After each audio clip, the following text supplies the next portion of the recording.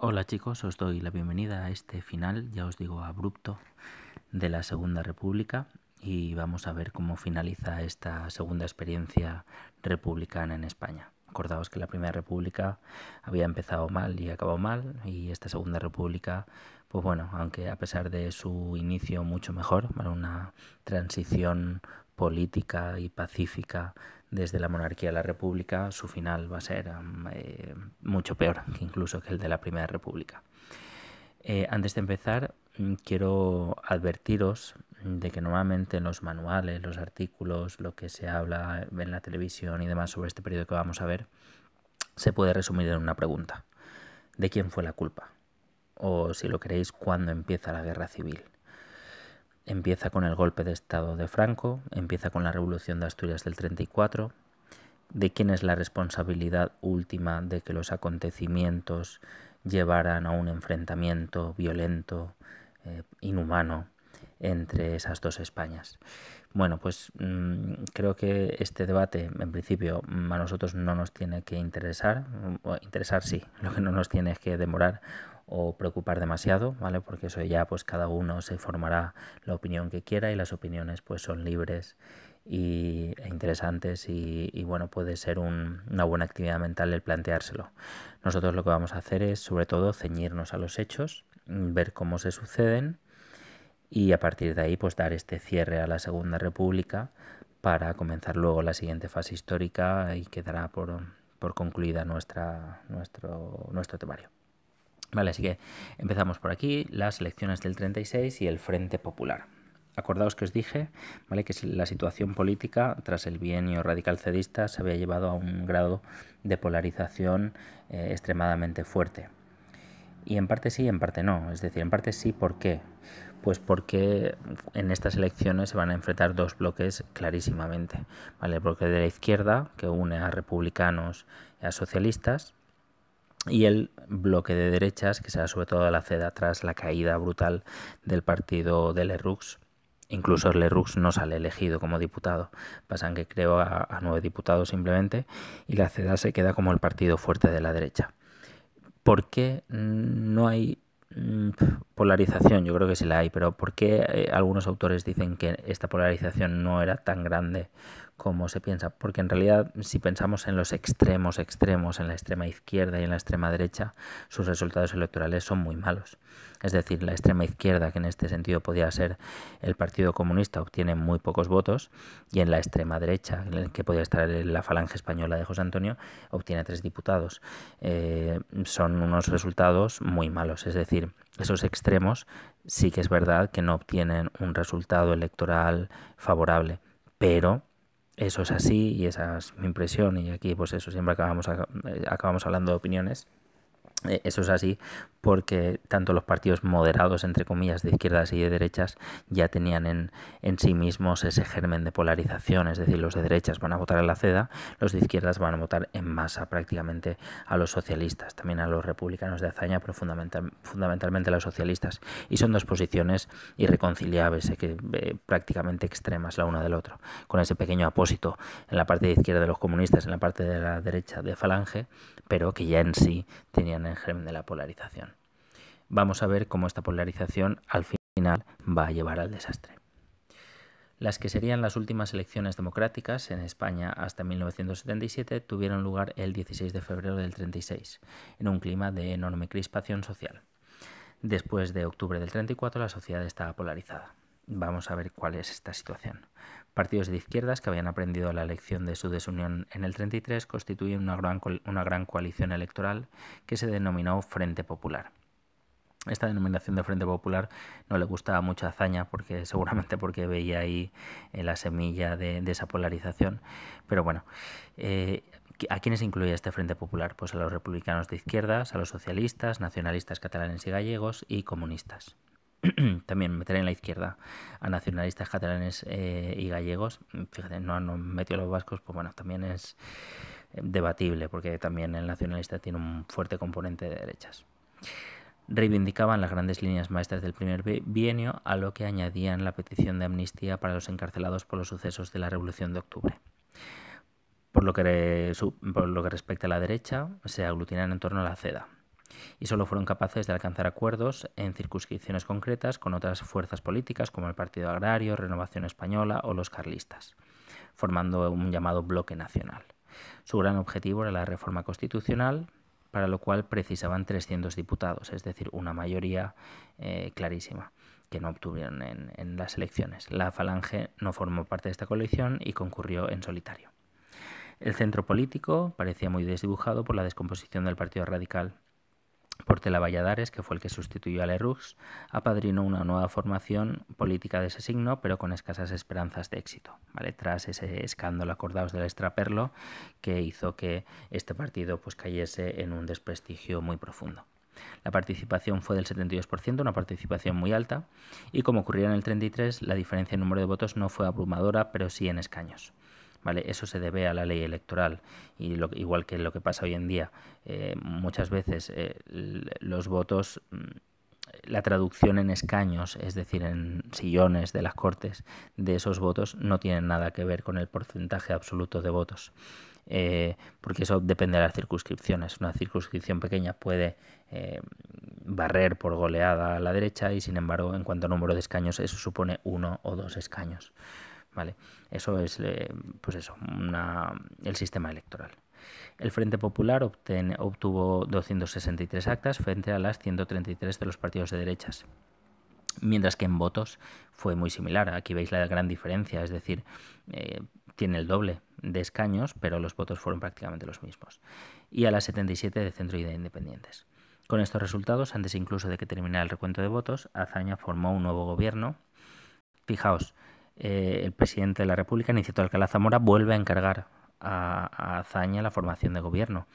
Se la había encargado en el 31 y ahora lo volverá a hacer, aunque quienes ganan en estas elecciones son los socialistas, ¿vale? Vamos a verlo aquí. Bueno, aquí está agrupado por derecha, izquierda y centro, pero si lo vemos por partidos, el partido que gana es el Partido Socialista. Pero a pesar de ello, Nicieto Alcalá Zamora, igual que había hecho con Gil Robles en las anteriores elecciones, no nombra al líder del partido ganador, sino a quien considera que va a dar más estabilidad a la República. Eso será muy criticado y tan es así que el propio Nicieto Alcalá Zamora será desposeído de su título de jefe de la República, de jefe de Estado, presidente de la República. Formó un nuevo gobierno, Azaña, integrado solo por republicanos de izquierda, ya que los socialistas y los comunistas prefirieron limitarse a darle apoyo parlamentario. Es decir, socialistas y comunistas no quieren entrar al gobierno y seguramente no quieren entrar al gobierno para evitar una mayor distanciamiento, una mayor división interna en sus propios partidos, porque como sabéis, en esos partidos de izquierda hay una facción que tiende más al parlamentarismo, a la disputa electoral en el plano político, mientras que hay siempre una parte más radical, más tendente a el choque antisistema. De hecho, en el Partido Socialista hay como dos grandes facciones, una liderada por Largo Caballero, ¿vale?, que sería la más revolucionaria, y otra que es la de Indalecio Prieto, que es más moderada y de una actitud mucho más tendente al parlamentarismo y a la lucha democrática en las urnas. A partir de este momento, la situación política social se deterioró rápidamente. Primeras actuaciones del gobierno, la preparación del golpe militar. Las primeras medidas del nuevo gobierno se centraron en el cumplimiento de las promesas electorales, restablecimiento de la Generalitat catalana y amnistía a los presos políticos tras la Revolución de 1934. Azaña modera su tono y la actitud desdeñosa frente al adversario que caracterizaron su primer mandato. Tan es así que en su discurso de aceptación de la presidencia del gobierno llama a la unidad de republicanos y no republicanos. Dice, aquí tenemos que estar unidos unos y otros, ¿vale? No dice ya simplemente republicanos de derechas y de izquierdas, sino que incluso dice también tienen que estar unidos los no republicanos, viendo que por lo que respecta a la derecha, la naturaleza antirrepublicana, pues esa tendencia estaba creciendo de una forma alarmante. Por su parte, la CEDA parecía venirse a colaborar en la estabilidad del sistema. Sin embargo, una serie de acontecimientos colocaron al país en la senda del enfrentamiento civil. Bueno, esta manifestación de la que la CEDA parecía colaborar en la estabilidad no la sostendrían muchos autores. Por ejemplo, Julián Casanova dice que no, que la CEDA desde el primer momento ya se posicionó en favor de un golpe militar, de una acción violenta ante esta derrota electoral. Bueno, veamos. El primero de ellos, el primer acontecimiento que situó al país al borde de la catástrofe, fue la destitución de Alcalá Zamora. Según el artículo 81, el presidente solo podía disolver las Cortes 2 veces. En caso de la segunda disolución, si se demostraba que no había sido legal o que no había estado sujeta a derecho, entonces las nuevas Cortes podían cambiar, podían por decreto disolver o cambiar al presidente de la República. Bueno, esto tampoco tiene tanta importancia porque al final el jefe de la República interviene en pocos momentos. El voto desfavorable de la mayoría, 278 frente a 5 votos, provocó la destitución de Alcalá Zamora. Desaparecía el freno a la radicalización y esto alarmó a la oposición pública más moderada. Su sustitución por Manuel Azaña, elegido el 10 de mayo, tendría consecuencias aún peores. Al encerrarle en la jaula de oro de la presidencia se limitaba la capacidad de actuación del político más importante del régimen. Encargó a Indalecio Prieto la formación de un gobierno, que rehusó debido a que no contaba con la aprobación del PSOE. ¿Vale? Fijaos en esta jugada. Se destituye a Aniceto Alcalá Zamora, ¿vale? Ese hombre, pues que bueno, también sujeto a la polémica y al debate de si sí o si no, pero bueno, podemos decir que siempre jugó a darle estabilidad.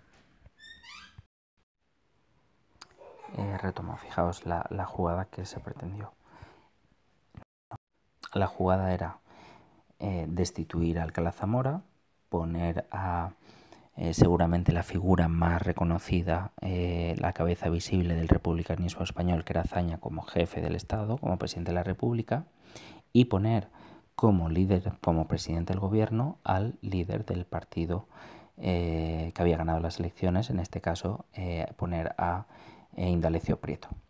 ¿Qué pasó? Pues que esas dos almas del Partido Socialista eso no lo permitieron. Hubo una votación interna y los socialistas no quisieron entrar en el gobierno. Entonces esa jugada, que seguramente habría unificado y habría moderado la República, ya que era una situación, pues, no sé, que hubiera garantizado la representación en el gobierno de las fuerzas más votadas, esto no se llevó a cabo en parte por esa naturaleza antisistema de parte del socialismo español.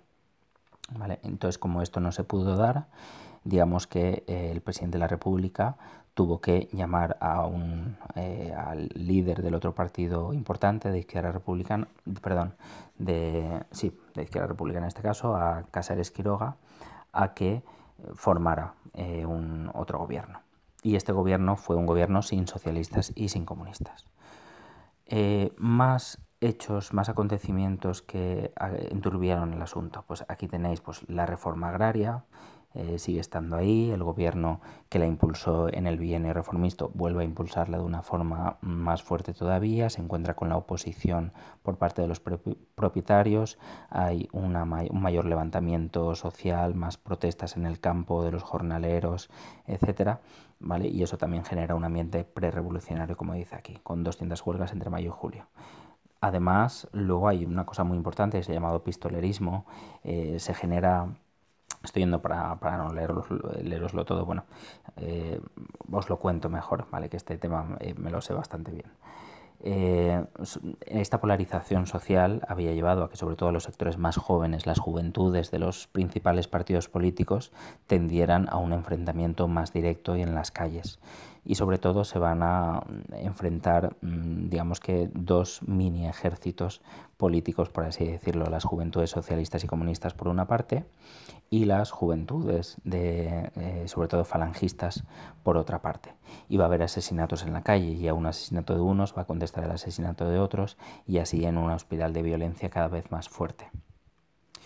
¿Vale? Y además la Iglesia también por ahí en medio, las amenazas a los clérigos, etcétera, etcétera. ¿Vale? Todo un ambiente en las calles de mucho desorden público, presencia continua de muertos en los periódicos, presencia de estos atentados en el debate político común, ¿vale? Todo llevando a esto que debería ser un diálogo entre fuerzas políticas acaba convirtiéndose en una discusión acalorada entre unos y otros a partir de la sucesión de noticias sobre atentados personales. Además, y paso ya aquí abajo, en el Parlamento se cruzaban las amenazas. Los discursos de Largo Caballero, llamado Lenin español, eran incendiarios. En la derecha, los jóvenes de la JAP, desencantados con la tibieza de la CEDA, se pasaban en masa a la Falange. En las Cortes, José Calvo Sotelo, de la monárquica Renovación Española, sustituye a Gil Robles como el líder de la oposición y además es amenazado de muerte. José Calvo Sotelo aparece como el gran líder y la gran esperanza de la derecha española.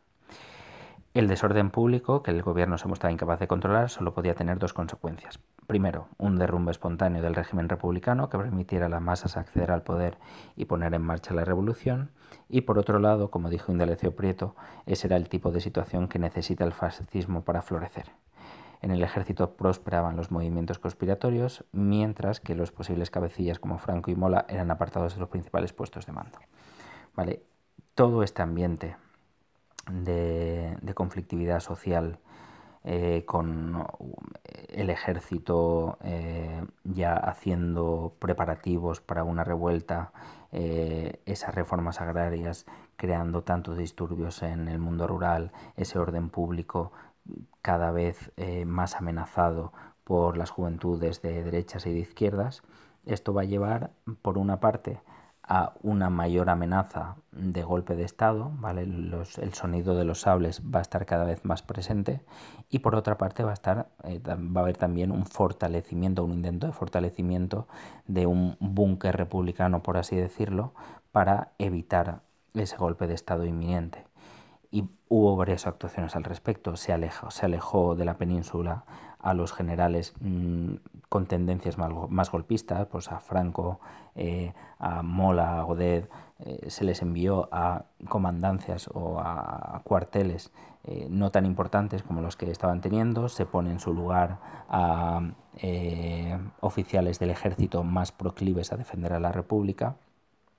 Además, se limitan ciertas libertades para evitar el creciente ambiente de amenaza por parte de la derecha y todo eso, ¿vale?, crea un caldo de cultivo que parece que va a llevar a un enfrentamiento y solo falta una chispa para que esto se incendie. Y esa chispa pues va a llegar. Esto no lo vamos a ver, ¿vale? Porque pues nada, no nos interesa demasiado. Lo que sí que vamos a ver, si está aquí, esto tampoco, esto tampoco, esto tampoco, pues no, pasaríamos de tema. Pues lo que voy a hacer es, sí, pues quiero pasar de tema porque así lo vemos todo y ya iniciamos el tema siguiente. Entonces pasamos de aquí, hago una pausa y siguiente tema.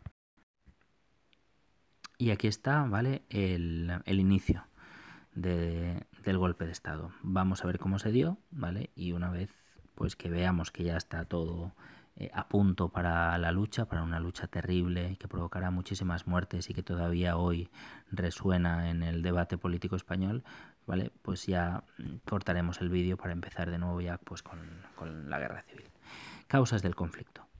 Desde el punto de vista cronológico, algunos historiadores han afirmado que la guerra civil fue el último acto, el desenlace final del enfrentamiento entre dos maneras incompatibles de entender España, cuyo origen habría tenido lugar a comienzos de nuestra edad contemporánea. Opiniones, ¿vale?, sobre las posibles causas. Primero, fue un enfrentamiento entre el liberalismo y el antiguo régimen, plasmado durante el siglo XIX en las guerras carlistas. Segundo, es fruto también de la crisis de la Restauración, conjunto de problemas nunca bien resueltos con los que se tuvo que hacer frente desde 1898, o dificultad de la convivencia pacífica durante la Segunda República. ¿Vale? Esto sería, digamos, unas causas estructurales, por así decirlo, unas causas que venían desde lejos y que parecían irresolubles en el panorama español. En otro orden de cosas, para uno, las causas de la guerra fueron preferentemente internas y se resumen en la incapacidad de los españoles para resolver sus diferencias de forma civilizada. Bueno, vale, sería interpretación de que los españoles somos incorregibles. Otros sostienen que se trató de un fenómeno inducido desde el exterior, ¿vale?, con fuerzas europeas también presentes en España en la lucha fratricida entre fascismo, comunismo y democracia. y también se debate acerca de si fueron más importantes los factores estructurales, ¿vale? Esos desequilibrios socioeconómicos, la cuestión religiosa, el problema territorial, ¿vale? La conflictividad laboral, o los meramente coyunturales, descontento del ejército, crisis económica del 29, aumento de tensiones internacionales, deterioro del orden público, etcétera, etcétera.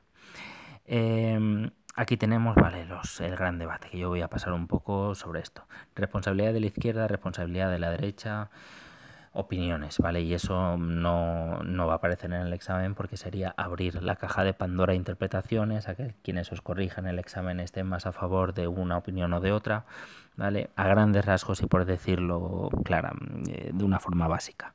Para la izquierda, el causante de la guerra civil fue Franco, con ese golpe de Estado, ¿vale? Y para la derecha, bueno, de la izquierda, pues el historiador pues más... hay varios, ¿vale? Pero digamos que el que comandaría esta visión pues sería Toussaint, por ejemplo, o sería Preston, mientras que por parte de la derecha el autor sería pues Stanley Payne, o Pío Moa incluso, ¿vale? Pero eso ya sería pues eso, debatible. Para quienes esta visión de derechas, para quien el responsable o los responsables de la guerra civil, las causas de esa guerra civil se habían dado en la propia República ante la incapacidad de sus gobernantes de dar estabilidad y de defender la democracia frente a pues, movimientos revolucionarios incontrolables por parte de las autoridades republicanas. Bueno, pasamos de ahí, eso no lo voy a hacer yo mucho caso. En resumen, debemos intentar conjugar todos estos elementos para reconocer una explicación multicausal. La guerra civil del 36 se produjo por una combinación de causas estructurales y coyunturales y de factores endógenos y exógenos, es decir, todo cuenta, ¿vale? ¿Y cuál es lo que más cuenta? Pues bueno, pues ya es debatible, ¿vale? Nosotros vamos a fijarnos en los hechos, vamos a ver lo que sucedió y esto pues ya lo dejamos para los historiadores y para nuestro foro interno, si estamos interesados en ello, pues ya repartir culpas a unos y otros. Es decir, la sociedad española arrastraba probablemente desde el 19 una serie de desequilibrios, problemas de fondo social, político, territorial, resultados resaltados y agudizados con la llegada de la República en el 31. Muy bien, estupendo.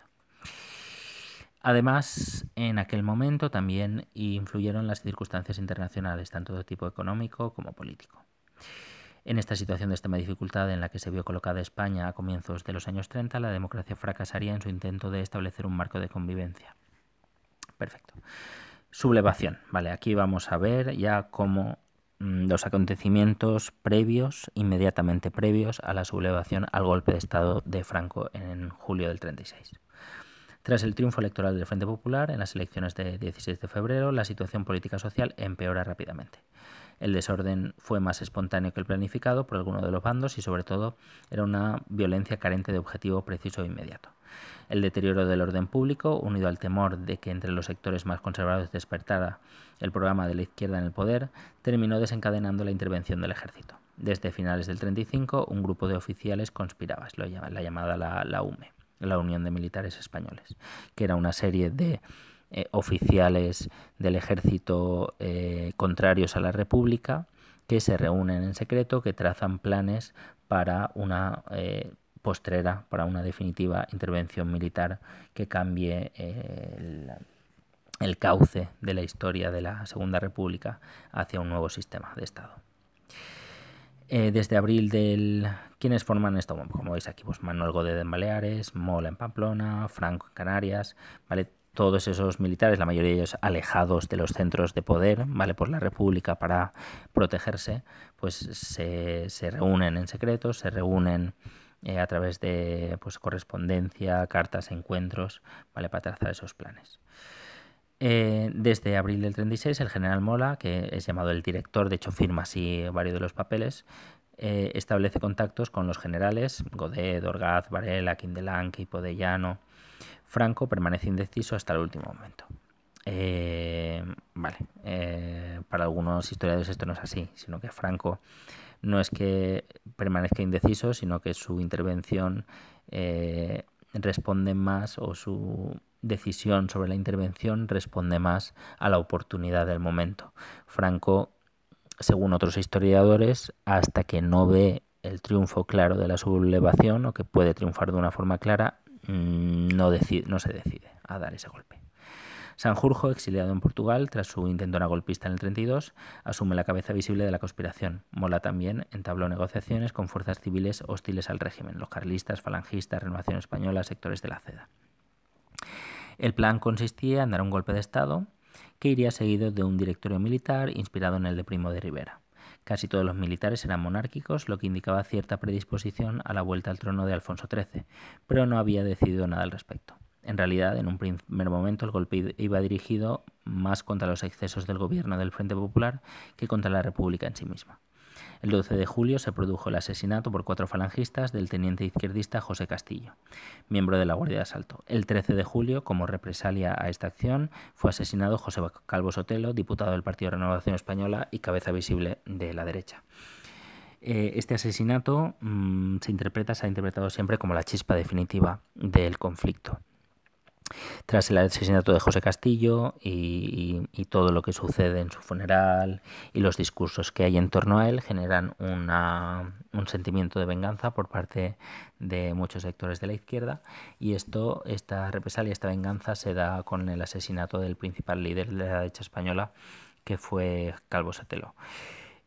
Parece ser, creo recordar, que los encargados de realizar esta acción en primer momento fueron a visitar a Gil Robles, pero no lo encontraron en casa, así que fueron a la casa de Calvo Sotelo. Le piden que tienen que ir, los que componen, digamos, este grupillo, pues es una guardia de asalto, la Guardia Civil. Le dicen a Calvo Sotelo que tiene que salir de su casa, que van a hacerle un interrogatorio, que está detenido, y en el viaje, si es que ese viaje tenía algún punto de llegada, es asesinado, ¿vale? Y fijaos que es asesinado por Guardia de Asalto, Guardia Civil, es decir, fuerzas del orden que pertenecen o que son parte de la estructura del gobierno. Y claro, esto va a generar mucha controversia, mucha protesta. ¿Por qué? Porque se achaca a la República quizá no tanto ser responsable de esa muerte, ¿vale? Porque al final la responsabilidad individual de quienes cometen el asesinato pues parece ser que más o menos está clara, pero sí se le achaca a la República, al gobierno de Azaña, y de Azaña y de este otro señor que no me acuerdo, Portela Valladares, no, de Casares Quiroga, perdón, que no me salía. Se le achaca el no haber podido evitar este asesinato político, ¿vale? Y este va a ser la chispa definitiva con la cual se lleve a cabo, se empiece ya a mover todo ese mecanismo del golpe de Estado. Y aquí veis, pues eso, algunas de las portadas. Una portada aquí, pues llamando a proteger la República, ¿vale? Frente a los que se lanzan contra el régimen, ¿vale? Aquí tenéis el ABC pues llamando a secundar el golpe de Estado, ¿vale? Francisco Franco, el 18 de julio del 36, desde Marruecos, llegando con un avión fletado por Juan Marc, un español que le lleva desde las Canarias en avión hasta Marruecos. Allí declara la guerra al régimen de la República. Aquí lo tenéis, el 18 de julio. Los conspiradores decidieron adelantar el golpe unos días debido a este impacto por la muerte de Calvo Sotelo. A las 5 de la tarde del 17 de julio se sublevan las fuerzas de la Legión y de los regulares de Melilla. Superadas sus dudas, el 19, Franco voló desde Canarias hasta Marruecos para ponerse al frente de las tropas del protectorado. El alzamiento se extendió desde Marruecos hasta la península entre el 17 y el 21 de julio. La lucha fue violenta y confusa en aquellos días, en las que quedó de manifiesto que la sublevación, concebida como un rápido golpe de mano, había fracasado. Se inicia una guerra civil que duraría 3 largos años, ¿vale? Y lo dejamos aquí. Franco no se decía hasta el último momento porque piensa que no estaba la cosa madura como para que triunfase de una forma efectiva el golpe de Estado.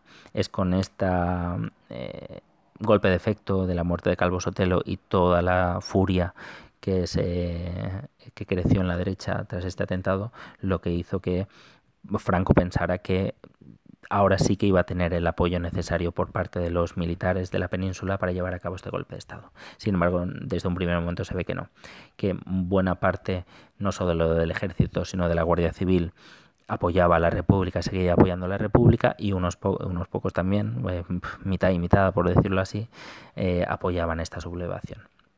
¿De acuerdo? Pues entonces, que por resumir a grandes rasgos esta última etapa, hay unas elecciones en las que se enfrentan dos bloques, el bloque de izquierdas, el Frente Popular, y el bloque de derechas, encabezado sobre todo por la CEDA. Triunfa el Frente Popular, y a partir de aquí va a haber una serie de acontecimientos, pues los que hemos visto, la conflictividad social por la reforma agraria, el desorden público, la destitución de Alcalá Zamora y la imposición de Azaña y del gobierno de Casares Quiroga. Todo eso va a llevar a una situación de extrema dificultad en la cual la República le va a costar mucho consolidarse y conseguir una estabilidad, ¿vale?, que le permitiera a este nuevo gobierno pues comenzar a andar. Los militares al final volverán a aparecer, el ruido de los sables despierta de nuevo y se da el golpe de estado de Franco, iniciando así la guerra civil, que ya veremos en el siguiente vídeo, ¿vale? Y allí nos veremos. Un saludo a todos y hasta el próximo vídeo. Un besico.